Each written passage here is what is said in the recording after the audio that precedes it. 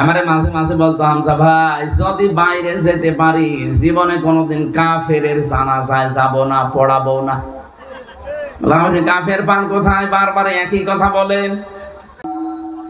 ইসলামী renaissance সংঘের উদ্যোগে তাফসীরুল কোরআন মাহফিল 10ম বাৎসরিক প্রতি বছরে হয়। কয়েক বছর বাধার কারণে হয়নি। আল্লাহর কোরআনে যেন আর কেউ বাধা দিতে না পারে সেই ব্যবস্থা সামনে করিয়ে রেখে যাওয়া লাগবে। গত পরশুদিন একজন ঘোষণা দিয়েছে বাংলাদেশে যে 15.5 বছরে তো কোরআনের মাহফিলের অনুমতি নেওয়া লাগতো, আমরা যদি আসতে পারি অনুমতি দেব না। একটা কথা বললেন, এই কথাটা অন্তত চেয়ারে বসার পরে যদি বলতেন তাও তো হইতো। এখনই বলে ফেললেন, দেশের মানুষ তো সমস্যা, তো সব জেনে ফেলবে। আগামীতে তো আপনার চেয়ারে বসায় বাদ হয়ে যাবে দেখা যাচ্ছে। কথাটা মনে মনে রাখলে ভালো হতো না? প্রকাশ করে দিলেন, কেমন করে ফেললেন আপনি। যাই হোক, আমরা যেহেতু যারা কোরআন বাধা দিত তাদের বিদায় করেছি, কোরআন যেন বাধার সামনে দিতে না পারে তারা আসতেই পারবে না ইনশাআল্লাহ। যারা কোরআনের পক্ষে থাকবে আমরা তাদের সাথে আছি ইনশাআল্লাহ। তাফসীরুল কোরআন মাহফিল লিখে দিয়েছেন। তাফসীর মানে খুলে ফেলা। তাফসীর মানে কি? উন্মুক্ত করা। আবরণ দিয়ে ঢাকা আছে, আবরণ তুলে ফেলা। এ পরিবারে, সমাজে, রাষ্ট্রে, এই পৃথিবীতে অনেকে বিভিন্ন আবরণ দিয়ে নিজেদেরকে আড়াল করে রেখেছে এবং রেখেছিল। কেউ শিরিকের, কেউ জুলুমের, কেউ বেদাতের, কেউ কুফরের আবরণ দিয়ে নিজেদেরকে ঢেকে রেখেছিল, মানুষকে বুঝতে দেয়নি। তাফসীর হলেই তাদের আবরণ খুলে দেবে। এই জন্য তারা চিন্তা করে যে জাতি তো বুঝে ফেলবে যে জাতির সর্বনাশ করছি, এ তো কোরআন থেকে সব জেনে যাবে। এই কারণে তারা তাফসীর মাহফিলে বাধা দিত। তাছাড়া ইসালে সওয়াব হয় 63 দিন, দেখেননি?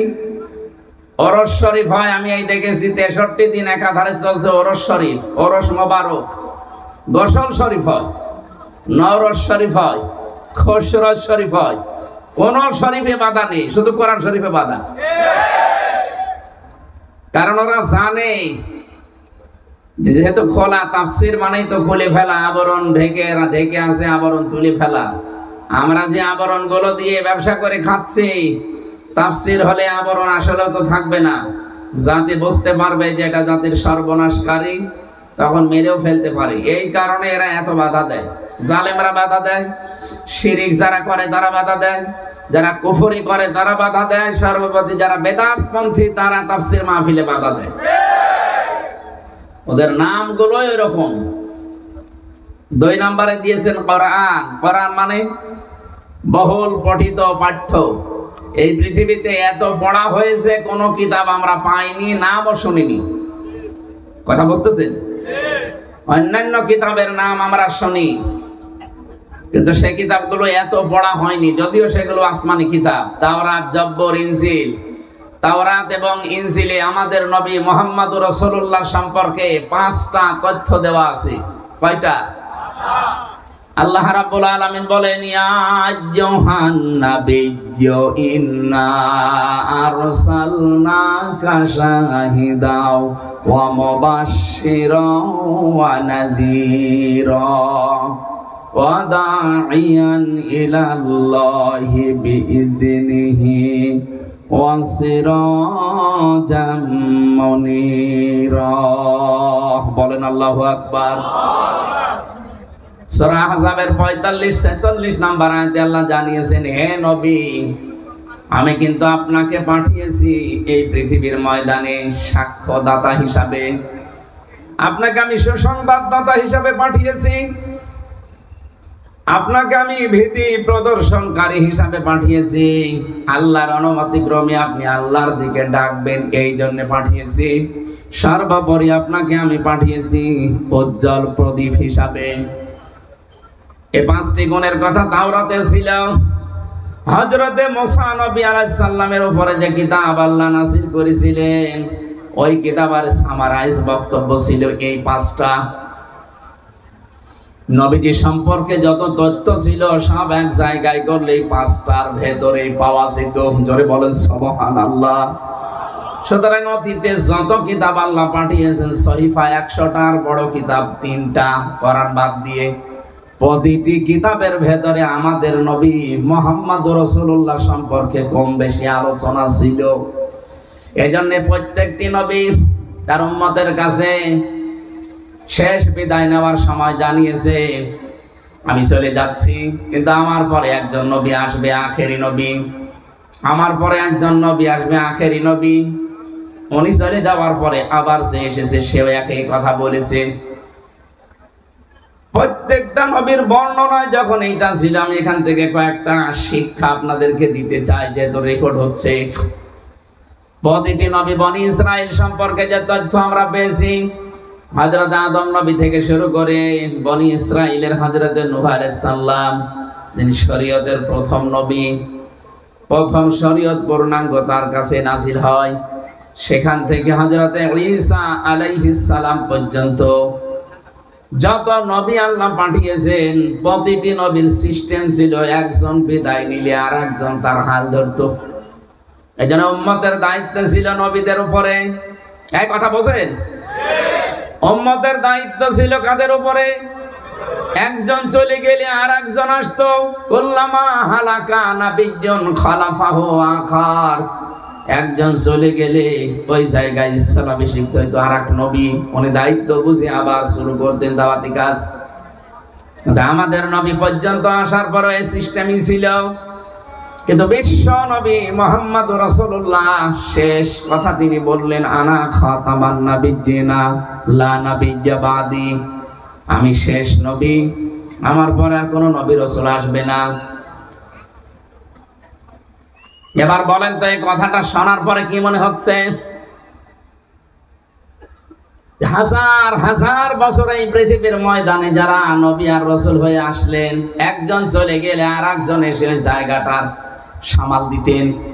কিন্তু নবীজি যখন বললেন আমি শেষ, আমার পরে কোনো নবী রাসূল নেই, ১৫০০ বছর হয়ে গেল উনি বিদায় নিয়েছে, এখনো কত শত বছর পরে কিয়ামত হবে কেউ জানে না। কথা বলেন না কেন? তাহলে এই বিশাল সময় উম্মতের দায়িত্ব নেবে কে? উম্মতকে সামাল দেবে কে? তারা তো এক একটি এলাকার জন্য আসতো নবী হয়ে, আর আমাদের নবীকে আল্লাহ ঘোষণায় দিয়েছেন, আউলিয়া আইয়ুহান নাসু ইন্নী রাসূলুল্লাহি ইলাইকুম জামিআ। হে নবী, আপনাকে আমি শুধু মক্কার জন্য, মদিনার জন্য না, তামাম দুনিয়ায় যত মানুষ আসবে সবার জন্য নবী আর রাসূল করে পাঠালাম। সুবহানাল্লাহ বলতে পারেন না? সবার কাছে আপনি আমার পক্ষ থেকে রাসূল। তো তারা এক একটা এলাকার জন্য, গোত্রের জন্য, কোন বংশের জন্য হয়তো একজন নবীকে আল্লাহ পাঠিয়েছেন, কোন গ্রামের জন্য, কোন থানার জন্য, কোন ইউনিয়নের জন্য আল্লাহ দিয়েছেন। আমাদের নবীর যে এরিয়া, আমানা যালামু মিম্মান ইফতারা আলাল্লাহি কাযিবান আও কাযযাবা বিল হাক্কি লাম্মা জাআ। কোরআনে কারীম আমরা পেয়েছি, আল্লাহ রাব্বুল আলামিন বলেন, وَهَذَا كِتَابٌ أَنزَلْنَاهُ مُبَارَكٌ مُصَدِّقُ الَّذِي بَيْنَ يَدَيْهِ وَلِتُنذِرَ أُمَّ الْقُرَى وَمَنْ حَوْلَهَا। এটা 92 নম্বর আয়াত সূরা আনামের। খুব ভালো করে এখান থেকে শিক্ষা নিয়ে যাবেন, আজকে বোঝার চেষ্টা করেন আয়াতগুলো। দেখবেন কোরআনের কোন শব্দ যদি আপনি বুঝতে পারেন, মনে করবেন আমি 500 রাকাত নফল নামাজ পড়ে ফেলেছি। এজন্য এত গুরুত্ব দিতে বলছি। 500 রাকাত নফল নামাজ এখন পড়া আমাদের দ্বারা অনেকেরই সম্ভব না। মাজা লেগে যাবে, পা লেগে যাবে, অসুস্থ হয়ে পড়তে পারেন। আজকের যে আয়াত আমরা পড়েছি, যদি বুঝে বাড়ি যেতে পারেন, নবীজির কথা 500 রাকাত নফল নামাজের সওয়াব নিয়ে যেতে পারবেন বাড়ি। আল্লাহ পাক বলেন হাদা কিতাবুন, এই একটা কিতাব আনজালনাহু, আমি নাযিল করেছি হে নবী আপনার উপরে, মুবারাকুন, এটা বরকতময়, মুসাদ্দিকুল, এটা সত্যায়নকারী, আল্লাযী বাইনা ইয়াদাইহি, এর আগে পরে যত কিতাব আল্লাহ পাঠিয়েছেন আর আগে সব কিছু সত্যতা প্রমাণকারী এই কোরআন।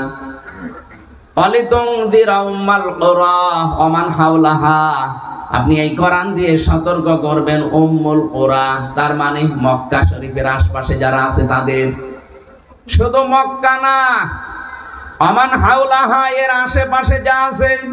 যেহেতু মক্কা, এই কাবা শরীফটা এই পৃথিবীর একেবারে মাঝখানে, তামাম পৃথিবীর মাঝখানে হচ্ছে মক্কা। ওমান হাওলাহা দিয়ে আল্লাহ জানিয়েছেন এর আশপাশে বলতে তামাম দুনিয়া, সব এর আশপাশ। জানি কোরআন দিয়ে আপনি সতর্ক করবেন এই পৃথিবীতে যত এরিয়া আছে সব জায়গায়।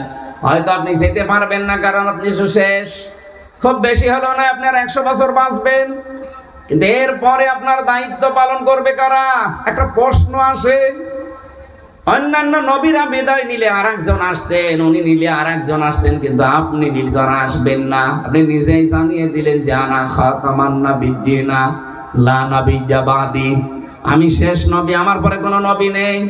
তাহলে উম্মতের এই বিশাল দায়িত্বটা পালন করবে কারা? সামাল দেবে কে? রব্বুল আলামিন নবীজির মুখ দিয়ে বিদায়ের আগে বের করে দিয়েছেন, আল উলামা ওয়ারাসাতুল আম্বিয়া ওয়া ইন্নাল আম্বিয়া দিনার ওয়ালা দিরহামা ইলা আখিরিল হাদিস। বিশ্বনবী বলেন এই পৃথিবীতে যারা আলেম তারা নবীর ওয়ারিস, উত্তরাধিকারী, নায়েবে রাসূল। দুনিয়াতে নবীরা টাকা পয়সা, অর্থ সম্পদ, ধন দৌলত রেখে যান নাই, কিন্তু ইলম, জ্ঞান রেখে গেছেন। সুতরাং জ্ঞান যারা পাবে তারা নবীর উত্তরাধিকারী, তারা স্থলাভিষিক্ত নবীজির।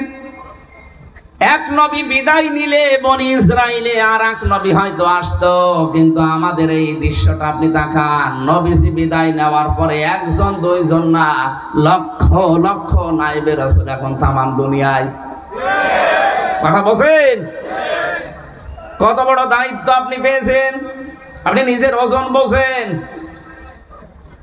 আপনাদের যার নাম বলছিল ওনার নামেও নাকি সন্তান যে মাওলানা ডক্টর কি লেখা ছিল নামের আগে।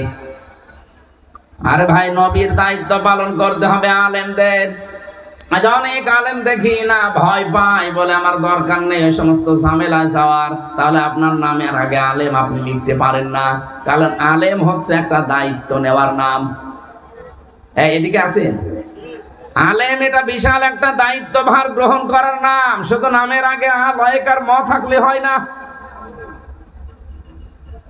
এই দুনিয়াতে যারা সত্যিকারের আলেম আপনি তাকান, তারা জ্ঞানের উপরে, তাদের বিদ্যার উপরে আমল করতে গিয়ে অনেক আলেমের নাম দেখে আমরা নাম পাল্টিয়ে ফেলেছে জালেমরা।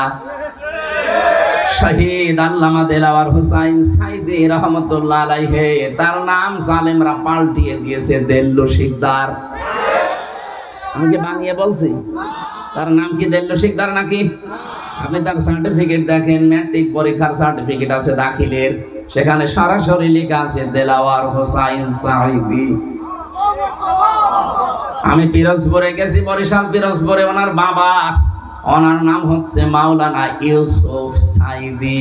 ওটা বংশের পদবী না, ওই গ্রামের নাম হচ্ছে সাইদ খালি, সেটা খালি বাদ দিয়ে সাইদি দিয়েছে। অথচ সেই লোকটা এই দেল্লু শিকদার, এই পাড়ের হাটে না কোথায় বাড়ি তার, সে ওই সময় এরকম ভয়ঙ্কর লোক ছিল। তার নামটা পরিবর্তন করে বানানো বিচার ব্যবস্থা কায়েম করে তাকে ইনজেকশন দিয়ে মেরে ফেলেছে জালেমরা। আমি 3টা বছর জেলখানায় ছিলাম তার পাশে। উনি ছিলেন 1 নাম্বারের, আমি ছিলাম 4 নাম্বারে। 3 বছরের ভেতরে মাত্র একবার তার সাথে আমার দেখা হয়েছিল 10 মিনিটের জন্য। আল্লাহর এই বান্দা অনেকগুলো উপদেশ আমাকে দিয়েছিল। রব্বুল আলামিন তাকে যেন জান্নাতুল ফেরদাউসের অধিকারী বানিয়ে দেন, বলেন আমিন। কোন দিকে তাকান আপনি? কথা বলেন কেন? আজ যারা আলেম নাম নিয়েছেন, কিন্তু সত্য বলতে আপনি ভয় পান, সত্য প্রকাশ হলে আপনার ভয় লাগে। আপনার নামের আগে কেন আপনি আলেম লেখেন, মুফতি লেখেন, মুহাদ্দিস লেখেন? কেন লিখবেন আপনি? আপনার জন্য তো এটা লেখা জায়েজ না। যারা আলেম আপনি তাকান তাদের দিকে, তারা জ্ঞান অনুযায়ী আমল করতে গিয়ে নামও খুঁজে পায় নাই। শহীদ আব্দুল কাদের মোল্লা, তার নাম দিয়েছে কসাই কাদের। ওনার নাম কি কসাই কাদের? এই চট্টগ্রামের আলেমদের মাথার মুকুট একজন ছিলেন। যতদিন কোরআন পড়েছিলেন কোন সমস্যা তার এই 100 বছর পর্যন্ত হয়নি। যতদিন কোরআন বুঝেছিলেন হয়নি। যতদিন কম বেশি কোরআন মেনেছিলেন ততদিনও হয়নি। যখন বলেছেন আমি কোরআন মানুষকে মানাতে চাই, তখন নামও পরিবর্তন হয়ে গেছে তেতুল হুজুর। ওনার নাম কি তেতুল হুজুর? কি সুন্দর নাম, আহমেদ শফি। আল্লামা শাহ আহমেদ শফি রহমতুল্লাহ আলাইহি। জালেমরা তার নামও পরিবর্তন করে দিয়ে দিল তেতুল হুজুর। বলেন তো ওনার নাম এতদিন পর্যন্ত কেউ পাল্টিয়েছে? উনি তো 100 বছরে মারা গেল। এই চট্টগ্রামের ভেতরে কোনদিন তার নাম আপনি শুনেছিলেন? যতদিন তিনি কোরআন পড়েছিলেন তার কোনো শত্রু ছিল না এদেশে। যতদিন বুঝেছিলেন কোনো শত্রু ছিল না। যতদিন তিনি কম বেশি মানতেন কেউ তাকে শত্রু মনে করতো না। যখনই তিনি বললেন না এটা আমি মানাতে চাই মানুষকে, কারণ এর ভেতরে আছে ওয়াল্লাযীনা ইউযুনা রাসূলাল্লাহি লাহুম আযাবুন আলীম। সূরা তাওবার 60-61 নাম্বার আয়াতে আল্লাহ জানিয়েছেন যারা রাসূলকে কষ্ট দিচ্ছে এবং দেবে তাদের জন্য যন্ত্রণাদায়ক আযাব, শাস্তি। সুতরাং এই দেশে আল্লাহর রাসূলকে কেউ যেন গালি দিতে না পারে। গালি দিলে একজন কষ্ট পায় না?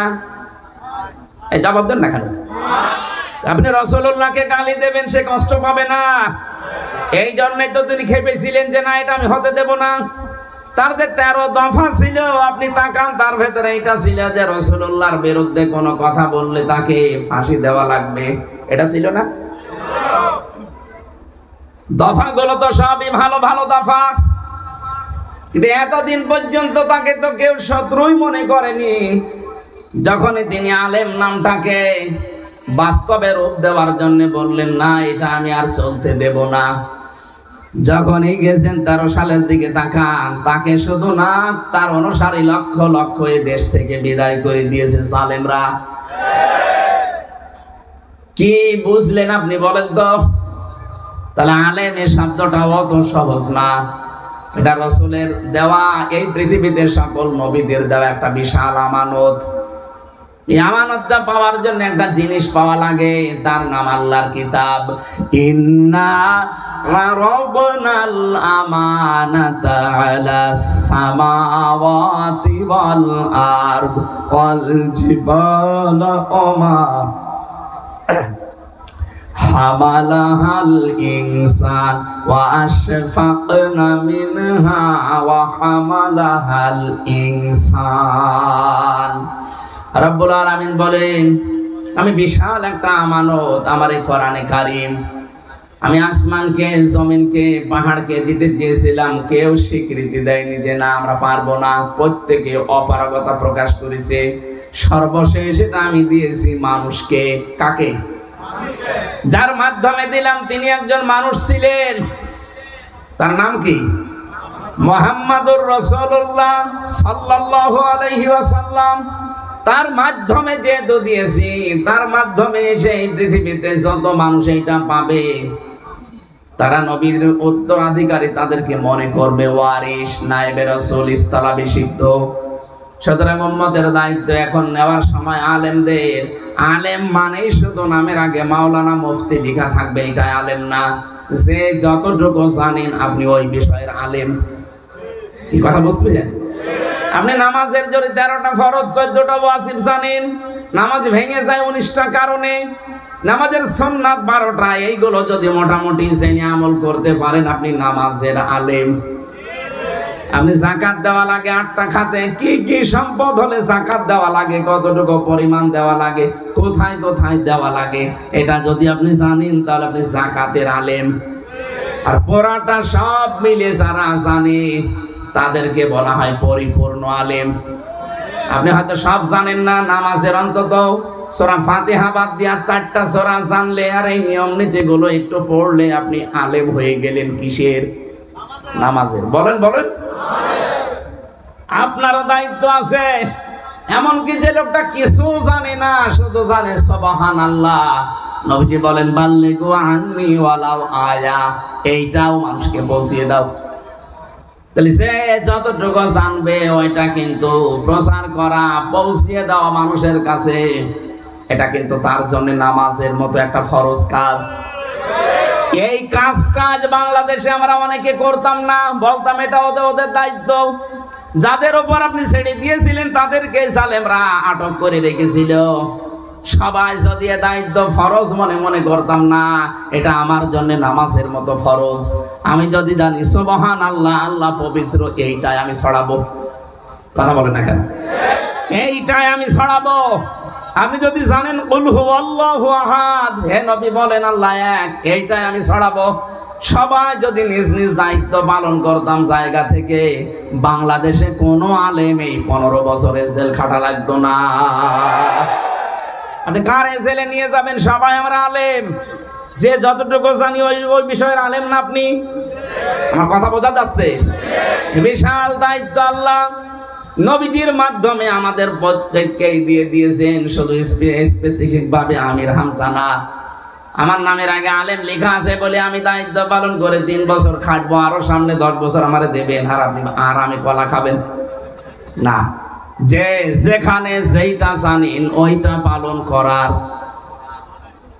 যত মানুষ এই দুনিয়ায় আপনি পাবেন জ্ঞানী, দেখেন তাদের এই জ্ঞানের উপরে আমল করার কারণেই আমরা দেখেছি ঈসা নবীর নাম খ্রিস্টানরা পাল্টিয়ে দিয়েছে যিশু। ইহুদিরা মুসা নবীর নাম পরিবর্তন করে দিয়েছে যোসেফ। হযরত ইব্রাহিম আলাইহিস সালামের নাম খ্রিস্টানরা পাল্টিয়ে দিয়েছে, তার নাম দিয়েছে আব্রাহাম। আমি বাইরের দেশগুলোতে যখন খ্রিস্টান, ইহুদি, বৌদ্ধ এদের সাথে মিশি, ওদের সাথে গাড়িতে চলাফেরা করি, বিশেষ করে ইহুদিদের আমি দেখেছি ট্রেনে যখন যাওয়া হয় ইহুদিদের সাথে বাইরের রাষ্ট্রগুলোতে, তাদের যে স্ত্রী হাত মোজা, পা মোজা, পুরা শরীর ঢাকা, একেবারে খাস পর্দা, আজিমাত, 4-5টা ছেলে মেয়ে, একটা কালে কোলে একটা, এই কোলে একটা, সামনে একটা, ঘাড়ের উপর একটা, 4-5টা ছেলে মেয়ে নিয়ে যাচ্ছে। তুমি দেখলে মনে করবে যে মনে হয় কোনো বড় আলেম হবে। এত বড় বড় দাড়ি, সাদা জামা, মাথায় যে সাদা দেওয়া, দেখে চিনতে পারা যায় না। সালাম দেয় আবার ওদের সালাম। কথাবার্তা বলতে বলতে শেষে নবীর নাম তুলি। আমাদের নবীর প্রশংসা কিছুক্ষণ করলে দেখি ওদের নাম ওরা বলে আমাদের নবীর নাম যোসেফ। যোসেফ কে? মুসা নবী। তখন বলেছে আমাদের নবীর নাম আপনারা যারা মুসা বলেছেন, আমাদের নবীর নাম হচ্ছে যোসেফ। ওরা নামই পাল্টিয়ে দিয়েছে নবীদের। বলেন তো নবীদের চরিত্র খারাপ ছিল? বলেন কেন তাদের নাম পাল্টিয়েছে? এলাকায় থাকতে দেয়নি। নবীরা এই দায়িত্ব পালন করতে গিয়ে আমরা দেখেছি অনেক নবীকে ছিঁড়ে ফেলেছে। জাকারিয়া নবীকে ছিঁড়ে ফেলে নাই? হযরতে ইব্রাহিমের মতো মানুষকে আগুনে দিয়েছে। হযরতে ঈসা নবীকে ওরা শুলে জড়িয়েছে, যদিও ওইটা আসল না। হযরতে মুসা নবীকে তার বংশ পরিমাণে সব জ্ঞাতি গোষ্ঠী নিয়ে নদী পার করতে বাধ্য করেছে। একটা নবীর জীবন দেখান, শুধু 2জন নবীর জীবনী পেয়েছি, তাদের জীবনে কোনো ঝামেলা হয়নি। বাকি একটা নবী কোনো দিন শান্তি পায়নি দুনিয়ায়। 24 ঘন্টা তারা আতঙ্কে থাকতো। তাদের চরিত্র খারাপ এই কারণে। আল্লাহ রাব্বুল আলামিন বলেন কি হয়েছে তোদের? ইয়া হাসরাতান আলাল ইবাদি মা ইয়াতিহিম মির রাসূলিন ইল্লা কানু বিহি ইয়াস্তাহজিউন। সূরা ইয়াসিনের 30 নম্বর আয়াত। আল্লাহ পাক বলেন, আমার বান্দা বান্দীদের জন্য আমার আফসোস, আমার আক্ষেপ হয়, যেমন কোন নবী রাসূল পাঠালাম না যার সাথে তারা ঠাট্টা বিদ্রূপ করে নাই। আমি যে যতগুলো নবীদের নাম বললাম, এদের নাম পাল্টিয়ে দিয়েছে। নবীর উত্তরাধিকারী যারা সত্যিকারের নবীর মতো জ্ঞানের উপরে আমল করে, তাদের নামও দেখলাম পাল্টিয়ে দিয়েছে। কিন্তু যে সমস্ত মানুষদের নামের পরিবর্তন হয় না, গদির পরিবর্তন হয় না, চেহারার পরিবর্তন হয় না, সব তাদের ঠিক থাকে, তারা আলেম হয় কি করে? কোন দায়িত্ব তারা আমানতের পালন করেছে আপনি বলেন?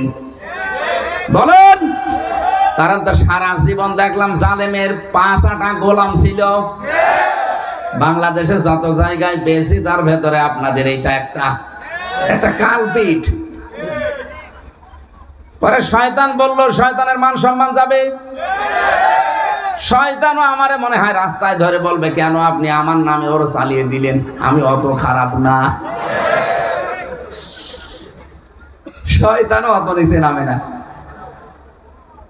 জেলখানার ভেতরে মাওলানা মামুনুল হক হাফিজাহুল্লাহ আমার সাথে 3 বছর ছিলেন।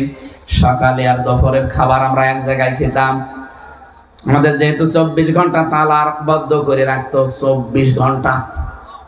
আমারে মাঝে মাঝে বলতো, হামজা ভাই যদি বাইরে যেতে পারি, জীবনে কোনোদিন কাফেরের জানাজায় যাব না, পড়াবো না। কাফের পান কোথায়? বারবার একই কথা বলেন। আমারে বলো, তুমি কাফের খুঁজে পাও না? কোরআনের আলোচনায় যারা বাধা দেয়, ডাইরেক্ট ইনডাইরেক্ট, এরা কাফের। সুতরাং আমি জোরালো ভাবে বলতে পারি, এই দেশে যারা 15.5 বছরে কোরআনের অনুষ্ঠানগুলো বন্ধ করে দিয়েছেন, বিভিন্ন ইস্যু তৈরি করে, আপনি নিশ্চিত থাকতে পারেন তারা কাফের। কাফের মরে গেলে জানাজা জায়েজ আছে? বলেন বলেন। এটা শক্ত হওয়া দরকার। তাহলে এই দেশে আমার মনে হয় কোরআনের বিরোধিতাকারী অনেক কমে যাবে। কমবে না, কারণ জানাজা না, ফরজ নামাজে বিশ্বাস করে না, জানাজা। আমারে রিমান্ডে যখন অত্যাচার করছিল, আমারে বলছে, কই তোর আল্লাহ কই? এখন আমাদের হাত থেকে বাঁচাতে বল। অসহায় নিরুপায় চোখ দিয়ে আমার পানি পড়ছিল, কি করবো? কিছুই তো নেই, কারণ আমি মাটির নিচে। 24টা ঘন্টা ওদের সিসি ক্যামেরা দেওয়া আমার দিকে, আমি কোন দিকে তাকাই তা ওরা দেখতে পায়। অথচ তার নামগুলো কি সুন্দর সুন্দর, আসাদুজ্জামান, আব্দুল মান্নান। আপনাদের চট্টগ্রামের একজন এসপি পেয়েছিলাম আমি রিমান্ডে, তার নাম হচ্ছে আতিকুর রহমান ভুইয়া। কোন এলাকায় বাড়ি আমি জানি না। পরবর্তীতে কনস্টেবলকে বললাম, এর বাড়ি কোথায়? বলে চট্টগ্রামে। কোন জায়গায় জানি না, ওরা আমি খুঁজতেছি। এই শয়তান আমরা একেবারে কুষ্টিয়ার আমার গ্রামের বাড়ি থেকে আমারে ধরে নিয়ে এসেছিল। হ্যাঁ, রাঙ্গনিয়া। ওটা মনে হয় সেই হাসাও মাহমুদের কেউ হবে। কথাবার্তায় বোঝা যেত মাঝে মাঝে, ওর নাম বলতো আমারে। আমার তো চোখ বাঁধা থাকতো, হাতে হ্যান্ডকাপ দেওয়া, চোখ বাঁধা কালা কাপড় দিয়ে, মাজায় দড়ি দেওয়া। মাঝে মাঝে আসতো আর উল্টা পাল্টা প্রশ্ন করে ওর নাম বলতো। হ্যাঁ ঠিক বলেছেন, ওই এলাকায় বাড়ি। ওর বাড়ি কে রাঙ্গুনিয়া নাকি? হাসাও মাহমুদের বাড়ি কোথায়? হ্যাঁ, শয়তানের বাড়ি তো ওখানে হবে। ওটা আর একটা নির্ভেজাল টাটকা শয়তান। একটা এই দেশটাকে ধ্বংস করার জন্য এই যত মানুষ ভূমিকা পালন করেছে, তার ভেতর ওইটা একটা, আর ওই যে মহিবুল হাসান নওফেল একটা। এগুলো সব দাদা বাবুদের কথা মতো চলতো। আর কি করে এই দেশের 12টা বাজানো যায়, বিশেষ করে ইসলামের আর আলেমদের। আমাদেরকে যখন আদালতে তোলে, ওই শয়তানগুলো তখন টিপ্পনি কাটতো ওই আদালত চত্বরে, আমি অনেকগুলো দেখেছি।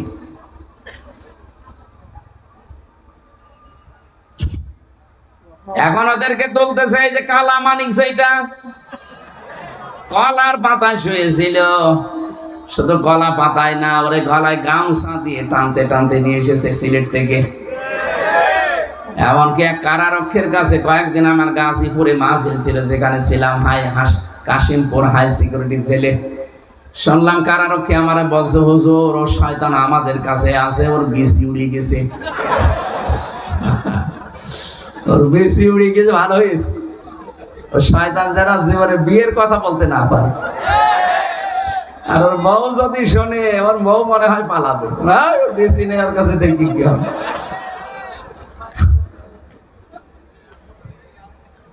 ইন্নামা নুমলি লাহুম লিয়াজদাদু ইসমা ওয়া লাহুম আযাবুম মুহিন।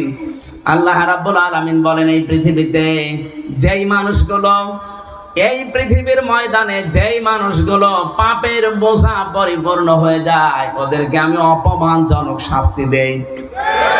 আপনি দেখেন, যারা আলেমদের সাথে বেয়াদবি করেছে, ওদের অপমান এমন পর্যায়ে আল্লাহ পৌঁছিয়েছে যে কুকুর অত নিচে নামে না। আমাদের পাশে 3 নাম্বার জেলে ছিল ঐশী, ওই যে যার বাবা মাকে জবাই করেছিল, নাম শোনেননি ঐশী? এই মেয়েটা এখনো জেল খাটতেছে। ওর বাবা এই যে আল্লামা সোনায়েদ বাবুনগরী রহমতুল্লাহ আলাই, আপনাদের এই জেলার সন্তান না, চট্টগ্রামে বাড়ি।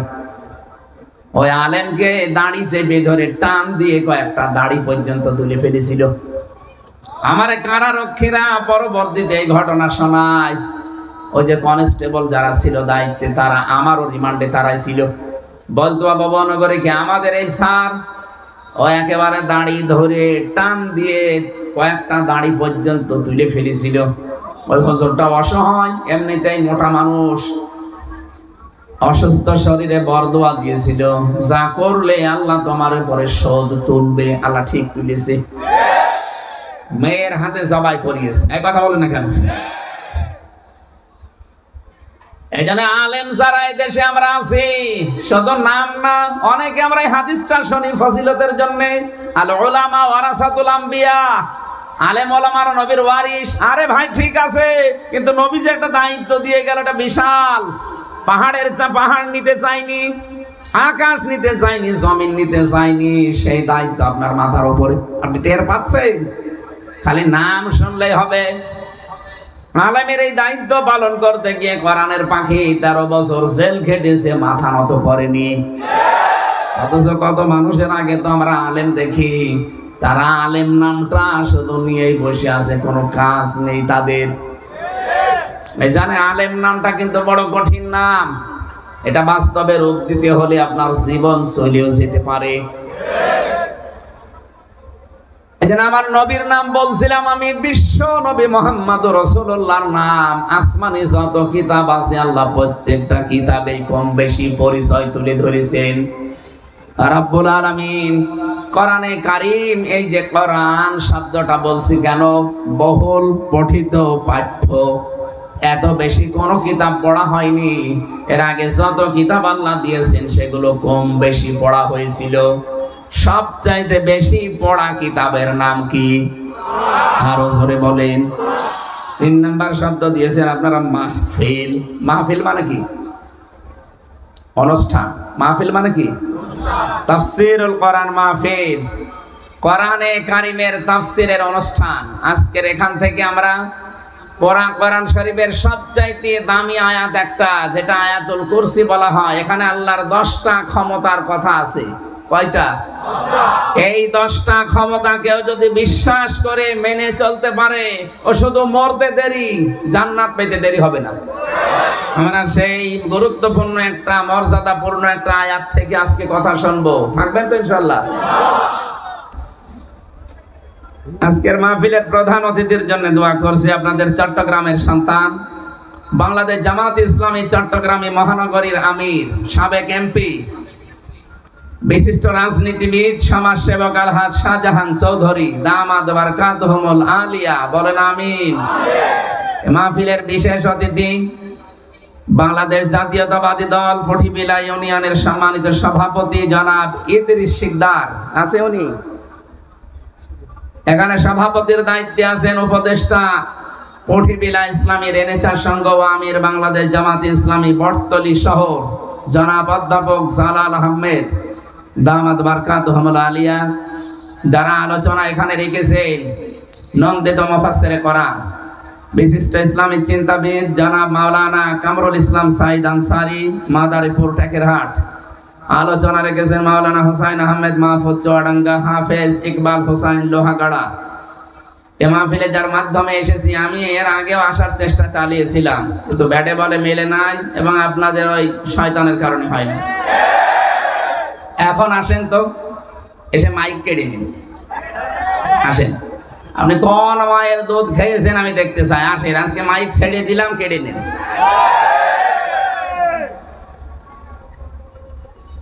মঞ্চে বসা ওলামা একরাম, সামনে বসা মুসলমান ভাইরা, পর্দার আড়ালের সম্মানিতা মা এবং বোনেরা, বিশেষ করে আপনাদের শাহজাহান, আমার ছোট দাদার নাম। ওই ছেলেটা পেছনে লেগেই ছিল, জেল থেকে বেরিয়েও লেগে আছে। কয়েকবার এই চট্টগ্রামে আসতে গিয়ে সেই কুষ্টিয়া থেকে আসা হয়।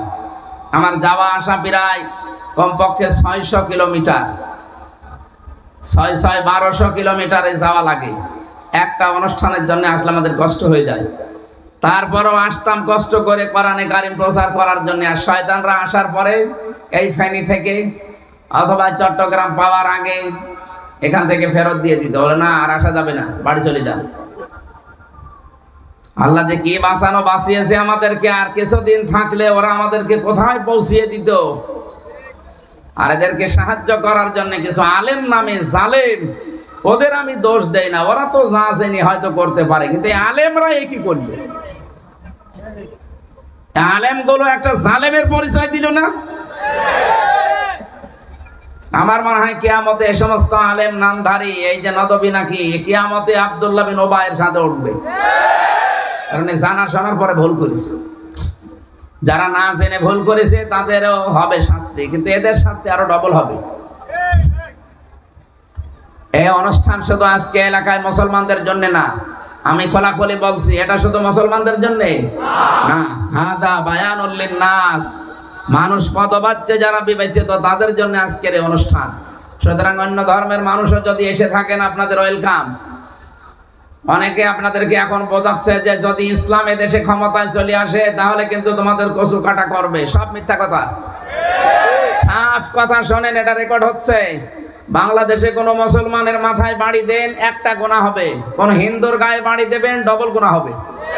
কারণ এই দেশে আমরা মুসলমান প্রায় 92 থেকে 93 ভাগ। কথা বলেন না কেন? আর অন্যান্য জাতির লোকে আছে মাত্র 6-7 ভাগ। সেই হিসাবে ওরা আমাদের কাছে আমানত। ওদের মাথায় বাড়ি দিলে একদিকে জুলুমের গুনাহ হবে, আর একদিকে আমানতের খিয়ানতের গুনাহ হবে। এজন্য আপনাদের যে কথাগুলো ওরা শোনায় পুরা মিথ্যা কথা। ওরা, ওদের কোন একটা ধান্দা আছে। আমিরে জামাত ডক্টর শফিকুর রহমান হাফিজাহুল্লাহ, উনি গিয়েছিলেন গাইবান্ধা, উনি গিয়েছিলেন খুলনা, উনি গিয়েছিলেন পঞ্চগড়, ঠাকুরগাঁও। এই জায়গাগুলোতে হিন্দু পুরোহিত যারা, ঠাকুর যারা, নেতা যারা, তারা এসে ওনার আগে বক্তব্য দিচ্ছে যে আমরা আগস্টের 5 তারিখের পর থেকে সবচাইতে বড় নিরাপদে আছি বাংলাদেশে। ওরা বিশ্বাস করে, এই হিন্দু পুরোহিত ঠাকুররা, যে ইসলাম যদি দেশে আসে আমাদের বিশ্বাস আমরা সবচাইতে বড় নিরাপদে থাকবো। তারা হিন্দুরা হয়ে বিশ্বাস করতে পারছে, আর আপনি মুসলমান, আপনার বিশ্বাস হয় না? ফামান তাবিয়া হুদায়া ফালা খাউফুন আলাইহিম ওয়ালা হুম ইয়াহজানুন। আল্লাহ বলেন, আমি হেদায়েত পাঠিয়েছি, এইটা অনুসরণ করো, মেনে নাও। আমি গ্যারান্টি দিলাম কোনো চিন্তা থাকবে না, কোনো দুঃখ থাকবে না, ভয় থাকবে না। এক পাতি নেতা এসে আন্দাজে স্লোগান দেয়, তার কথা আপনার বিশ্বাস হয়? আর কোরআনে কারিমে আল্লাহ নিজে গ্যারান্টি দিচ্ছে, আমাদের বিশ্বাস হয় না? সামনে যেন আমরা এর প্রতিফলন ঘটাতে পারি। আমরা দেখতে পাচ্ছি এদেশে কোরআনে কারিমের বিজয়ের যে সম্ভাবনা। কারণ আগস্টের 5 তারিখের আগে এই দেশে মাত্র 100 জনের 15 জন মানুষ চাইতো কোরআনের বিধান বাংলাদেশে কায়েম হোক। মাত্র 100 জনের 15 জন। এই 4 মাস 5 মাসের ব্যবধানে রিপোর্ট বেরিয়েছে, বাংলাদেশে এখন 100 জনের 58 জন মানুষ চাচ্ছে এই দেশে ইসলাম কায়েম হোক।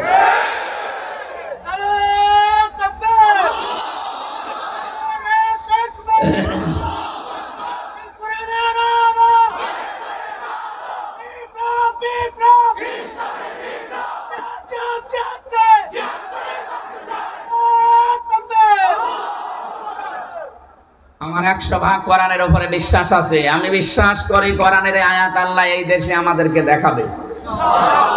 যেহেতু 58 জন অলরেডি চলছে, আপনি কিছুদিন যেতে দেন। রাআইতান নাসা ইয়াদখুলুনা ফি দীনিল্লাহি আফওয়াজা, হে নবী আপনি দেখবেন দলে দলে পালে পালে মানুষ ইসলামে প্রবেশ করছে।